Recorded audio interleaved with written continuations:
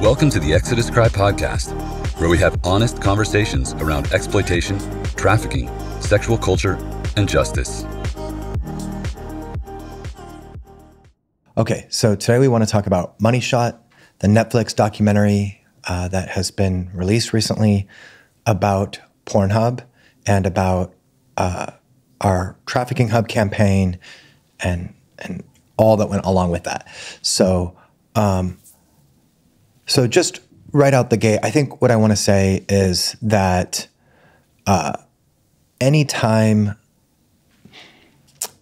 these issues are given visibility, I am grateful from that standpoint that more people are being invited to look into these issues. So from that standpoint, I think that's a win. There's the philosophy that all media is good media whenever kind of your issue is being talked about, whether it's the slant is for or against you or adversarial or favorable. So I think from that standpoint that, the topic is absolutely worthwhile. The subject matter is very important. And so we're grateful that this visibility is being given on such a gigantic platform.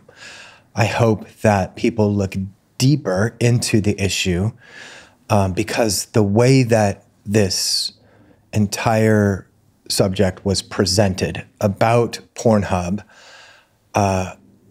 was devoid of the voice of any real victim of Pornhub.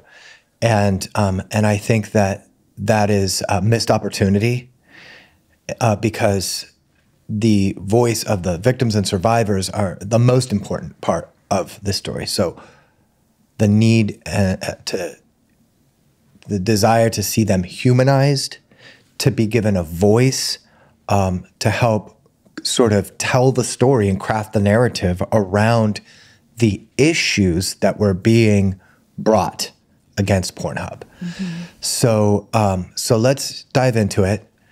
Why don't we start with talking about sort of the core central indictment against Pornhub?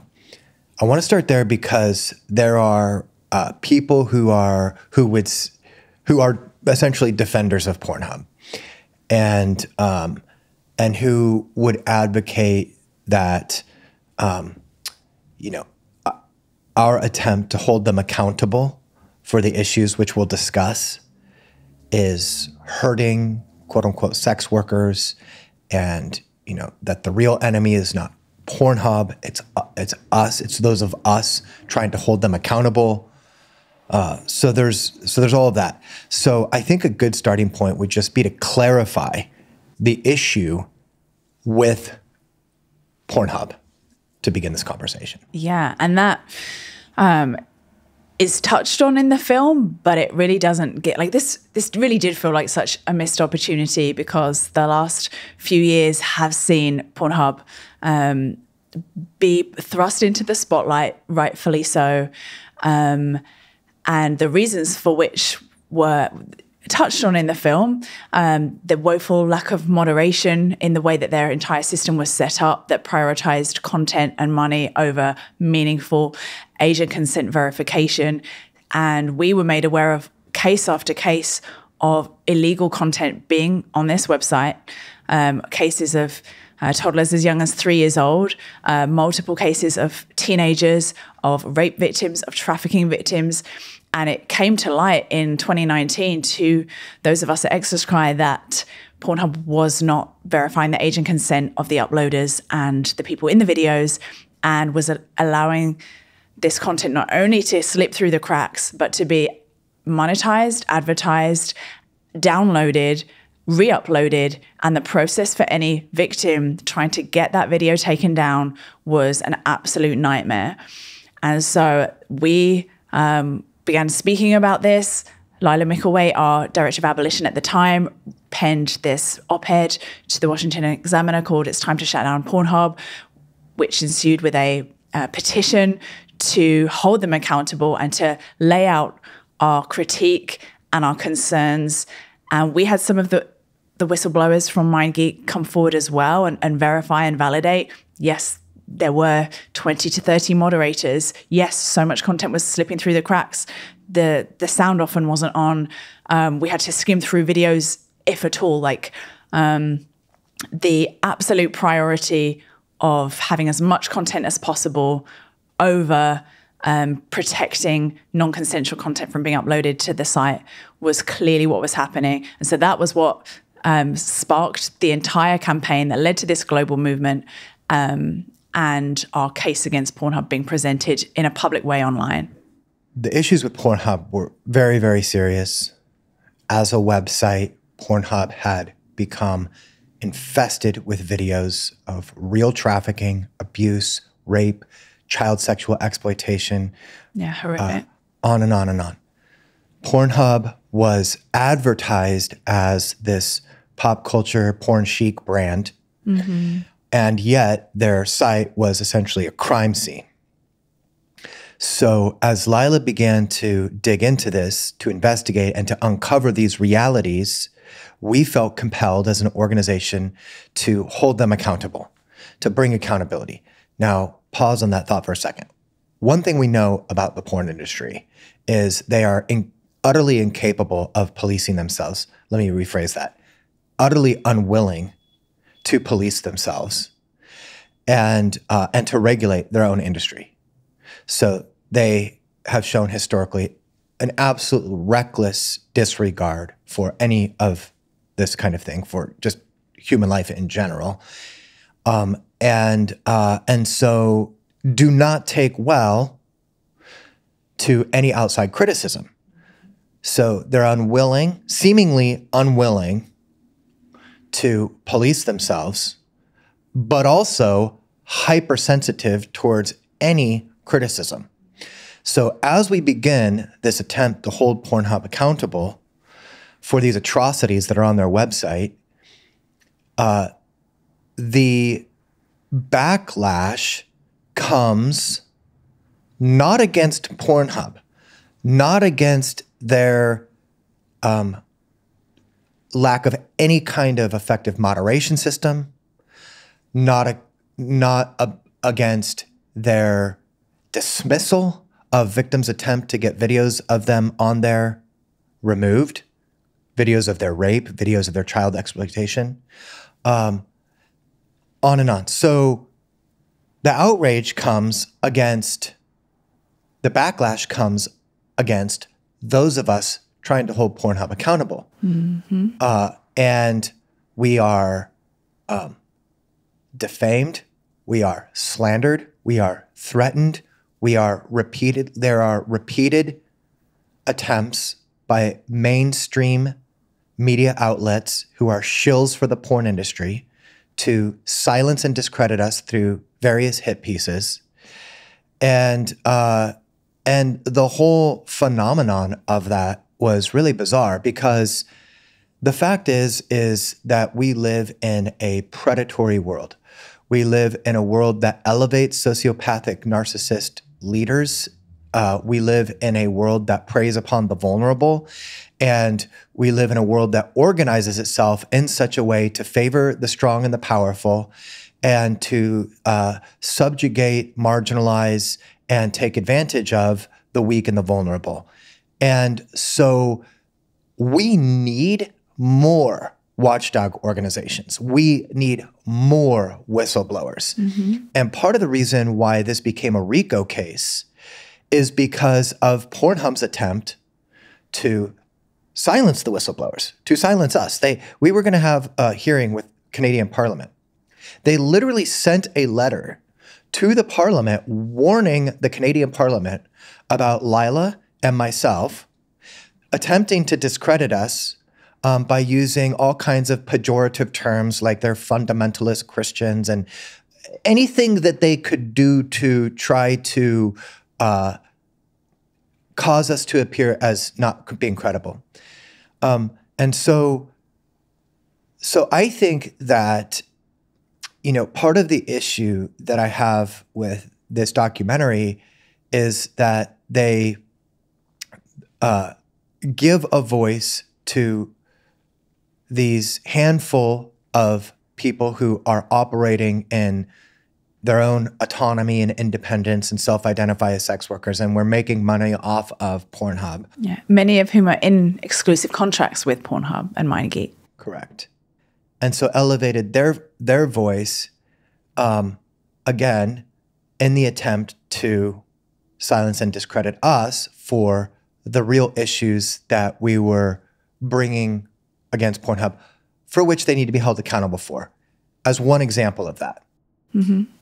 So what they would say about us and what they say in the film is these are just, fundamentalist Christians. They call me an evangelical preacher.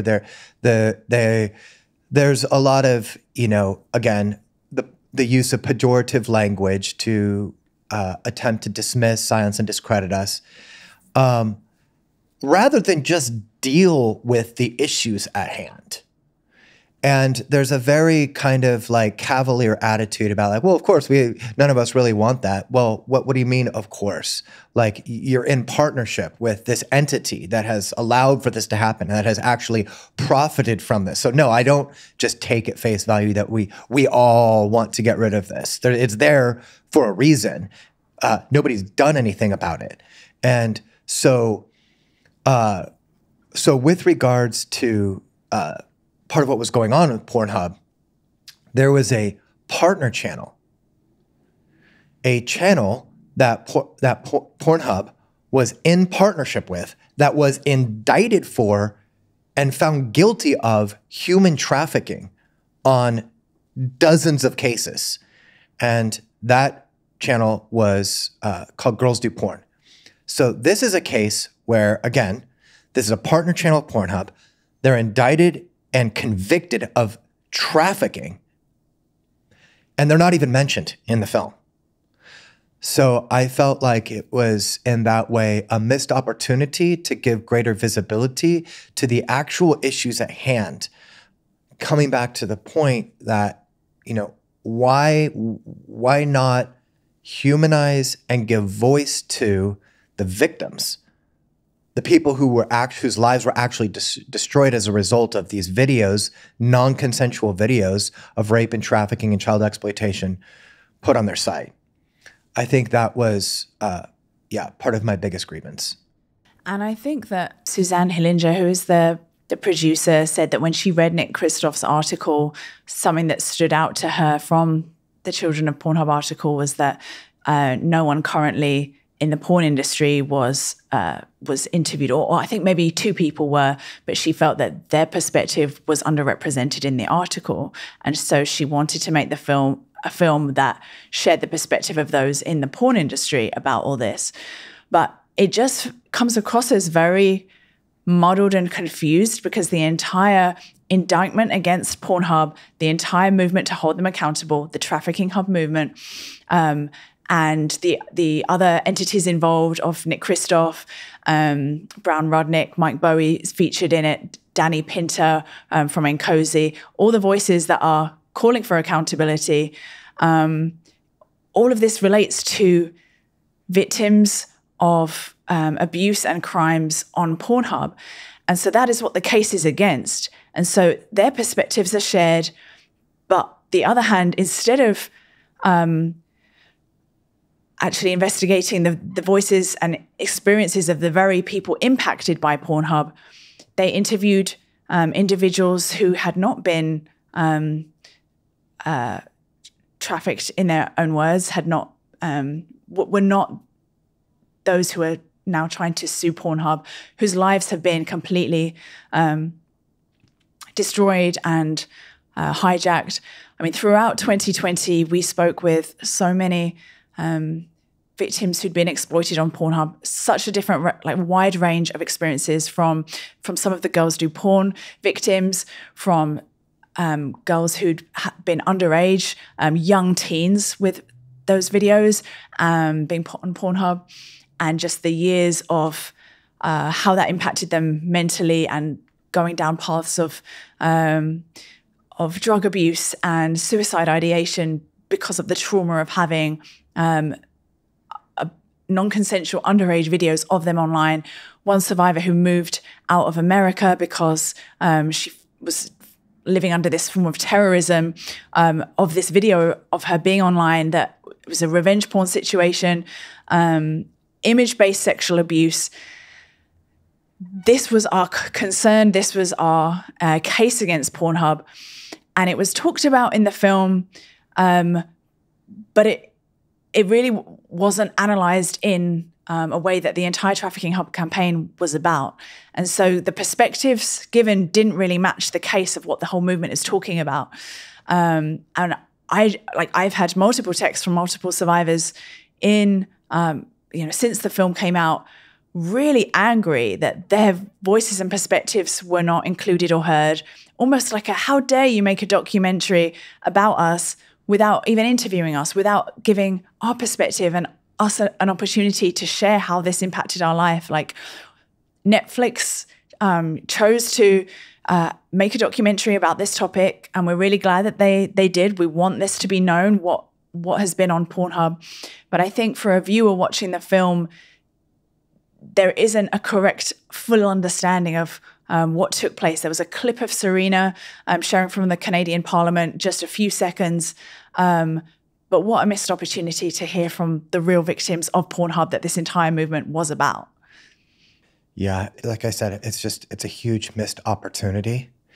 A lot of people won't go read that article by Nick Kristof, but they'll watch a Netflix documentary. So I think if you're going to try to tell the story of Pornhub, you have to include the people who were most egregiously affected by their negligence, by their reckless disregard, by their total lack of any responsibility, moderation, effective moderation, on and on. And those are the people who are victimized. Now, thinking of that demographic of people who were victimized by this model that Pornhub set up of online user-based upload model of pornography,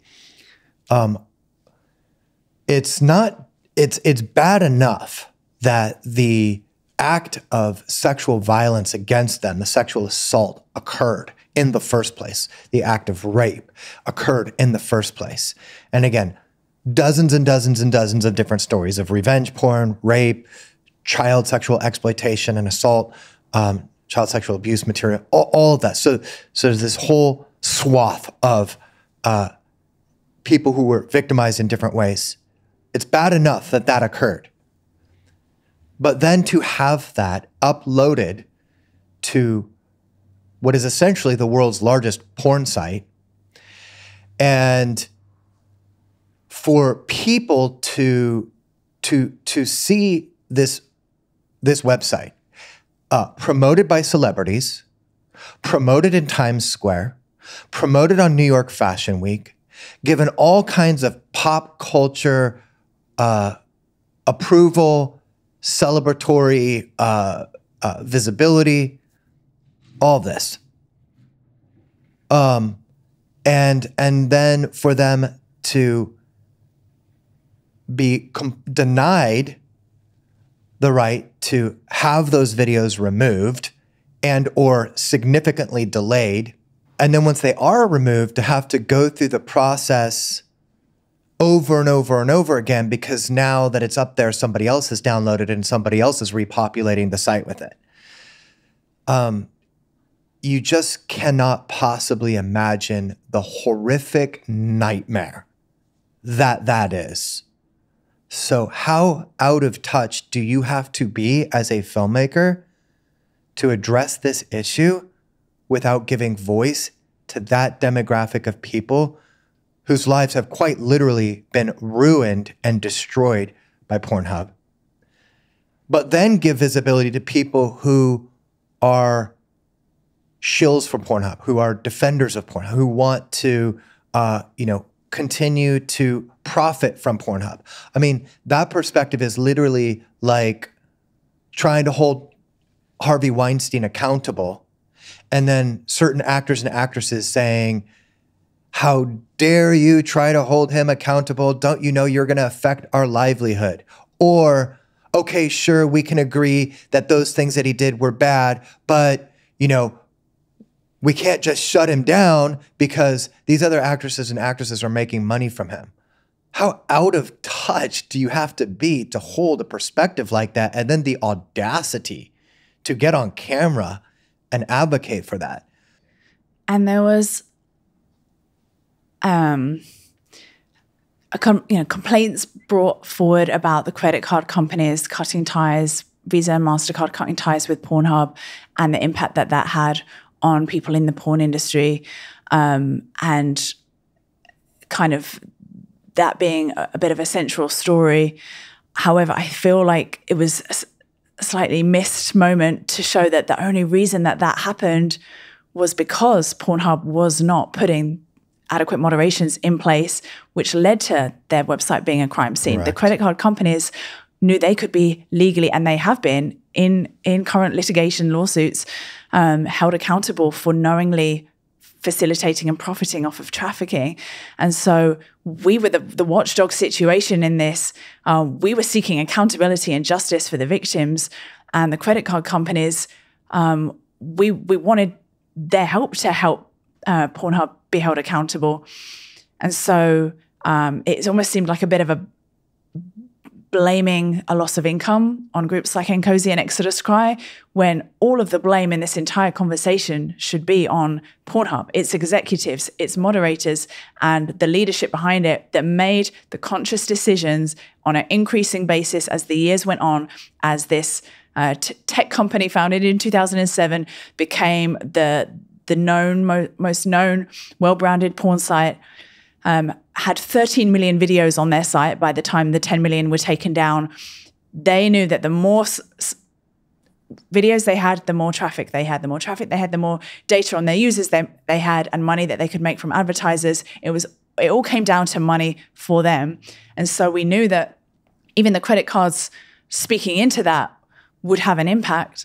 And the battle and goal is accountability. And for those in the porn industry that kind of like, I feel like there has to be some common areas of agreement across the board. However you feel about pornography, Pornhub was clearly operating from a place of absolutely not caring that victims' lives were being destroyed by videos on their site.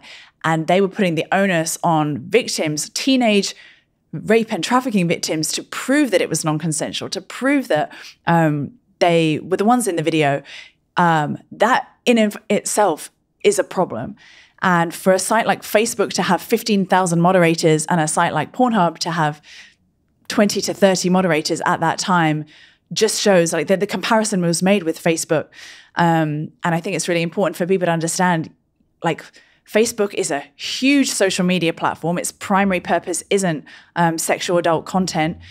They have a huge moderating team, and they report a lot more of those videos to NCMEC in a responsible manner. Pornhub only began reporting any videos to NCMEC in 2020. And so from the outside, it looks like, oh, well, Pornhub hasn't reported as many. That doesn't mean that those videos aren't there. It just means that they didn't even care to go about the legal process of making those reports until they were absolutely forced to. And even NCMEC went on the record saying in front of the Canadian Parliament, Pornhub has not been a partner of NCMEC, let that be known. And I think even by virtue of looking at the numbers of moderators shows how seriously both companies take moderation. And even knowing the kind of videos that are being uploaded by anyone and anyone around the world who has access to a camera or a Wi-Fi connection, they can upload any spy cam video, any video that they found from another site. Like, the amount of content that was being uploaded that no one was properly checking the consent of not only the uploader, but the people in these videos. And still to this day, the people in videos uploaded to Pornhub, their consent and age isn't verified. So we have not seen the full accountability by any means that Trafficking Hub sought to. Yeah. Well, we'll continue to fight to make sure that happens. They need to be brought to justice. There needs to be justice on behalf of victims. And what we are talking about is a situation of a site that, like I said before, is infested with not only illegal videos and videos of revenge porn and rape and all these things we discussed. But then everything else in porn, race, like overtly massive genres of porn that is utterly racist, utterly violent and degrading towards women. The genres of pornography that depict women as prepubescent children, all of these fill their site. And yet, to bring a criticism against them is met with the hostility of, how dare you Christians? And so where does religious bigotry come into the equation for attempting to hold a billion-dollar porn entity like Pornhub accountable for these kind of things?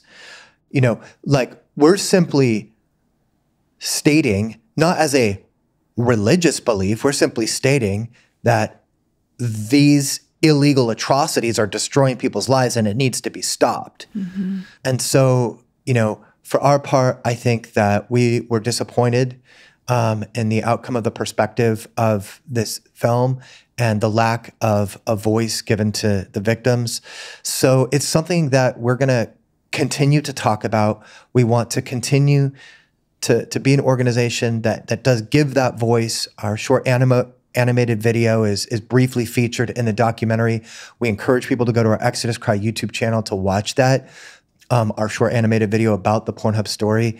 And we're just going to continue to dig our heels in to bring about justice on behalf of the oppressed, to hold perpetrators accountable, to advocate for victims. That is what we are going to do, regardless of people say, well, regardless of whatever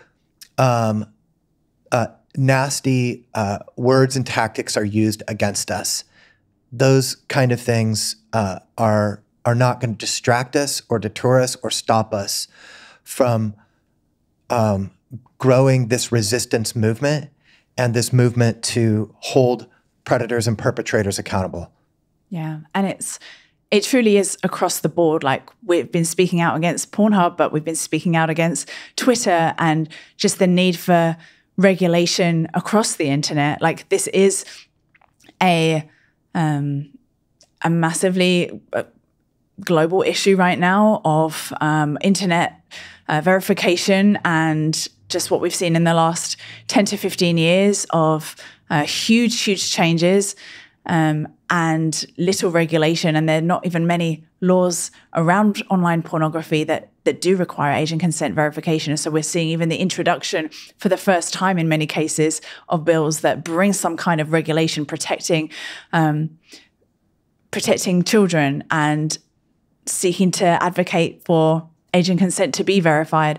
Like, just so people know, like, this is a very recent and new situation that we're even in as a country and in our world. We've been speaking up a lot about Twitter as well. It's, you know, that the focus was on Pornhub partly because of all the publicized cases around Pornhub and the fact that MindGeek, the company that owned them, it's the largest pornography kind of monopoly of porn sites with the tube model. But wherever we see abuse, wherever we see non-consensual content being uploaded, we're going to critique it. And the fact that there's over 200 victims suing MindGeek right now says a lot. The fact that many of them, it was their own traffickers that uploaded the videos. The documentary, I felt like, tried to make the case that under the verified videos or under the Model Hub program that it was impossible for non-consensual videos to be uploaded, when we know that that isn't the case, when we know that there were many cases of non-consenting videos that were uploaded under even the verified accounts. And the Girls Do Porn partner channel, like you mentioned, there were major things, glaringly important things that the film didn't bring up and address. I was glad that they did cover the Trafficking Hub campaign. They did show some of the unfolding of that movement, and it touched the surface, but there was so much more to be said. And I think Danny did an excellent job of presenting the perspective of, I'm a lawyer, I'm representing victims and survivors. Just so our audience knows, Danny Pinter is an attorney for the National Center on Sexual Exploitation. Yeah. She's featured in the documentary and does a really great job of articulating the perspective of the Trafficking Hub campaign. Yeah, exactly. And Nick Kristof, whose article was a real tipping point. And so I liked how there was some explanation of how things did unfold. Mm-hmm. I think that will be really interesting to people who maybe hadn't seen the story before. Maybe some people watching the film for the first time weren't even aware of the Trafficking Hub campaign, or weren't aware of the movement to hold them accountable. And so I hope that there are people who watch the film who find out things about Pornhub that they didn't know before, that look into it and do their own investigation, read our op-ed, read Nick Kristof's op-ed, read the lawsuit, one of many lawsuits that has been, the litigation that's publicly available. Read the case of Serena, watch the videos of the Canadian Parliament, and just know that we're talking about a criminal company. And I just feel like the severe, egregious criminality of Pornhub was watered down in the film. And I would have loved for it to have been made a lot more clear why it's so important to hold this company accountable. And it doesn't matter, whatever your belief system, whatever your political faith beliefs, whether you're involved in the porn industry to any capacity, holding Pornhub accountable is clear as day that this needs to happen. Yeah, this needs to happen. And so we are going to continue to discuss this issue. We are going to continue to bring accountability to Pornhub as well as others. Lila is doing incredible work, and Cozy. There are many others that have now participated in this global movement of Trafficking Hub to hold Pornhub accountable. We will continue to give visibility to the victims. And I felt like it was important to take a moment and reflect on this documentary that has come out for people who really want to understand in a deeper way what is going on here. Yeah. One other point I wanted to address that was made by Mike Stabile from the Free Speech Coalition. And interestingly, it didn't mention that he's with the Free Speech Coalition in the film. Which is the Free Speech Coalition, for those who don't know, is the lobbying arm of the porn industry. And he made the claim that we don't offer exit services. And there's a lot of we, meaning Exit Cry. Yeah. There's a lot of misinformation about us online, but I just wanted to even address that point that for over 10 years, we've done weekly outreach to people in all areas of the sex industry, offering them support, resources, connecting them to needed resources. That's been a huge pillar of our work. We formerly ran a 2-year aftercare program, a safe house for trafficked and exploited women. And to this day, we provide free trauma therapy, hundreds and hundreds of hours of trauma therapy. And so that isn't the only thing we do. We feel really convicted that we want to address some of the root causes of trafficking. We want to address issues upstream, laws, the culture through film. We don't want to see 100 women exit sex trafficking only for 100 more to be recruited because the exact same systems and structure remain in place. So we're challenging the very foundation of sex trafficking. We're challenging demand. And I just wanted to go on the record and correct that. Check us out. I say for people out there, that watch this and are curious, just go check out our website. Go look at our Instagram page. We are completely transparent. And so, yeah. Yeah. And you can go and watch our films. I love that Liberated was even highlighted in the film. And we found out afterwards that Liberated was trending on Netflix. So anyone who watched Money Shot would be recommended to watch Liberated. We're still in the middle of the story right now. It's like there's one chapter that's been had, but this story continues to unfold. Many of the lawsuits are still in process. And so we're really still in the midst of this battle to hold this company accountable, but also the fight to see regulation across the board. And so I hope that the next story, the next film that's made about Pornhub does center the voices of survivors. That's what this whole campaign was about. And we won't stop fighting for justice for them. Good. You can check out all our podcast episodes, articles, and films at ExodusCry.com and join the daily conversation by following Exodus Cry on all major social platforms.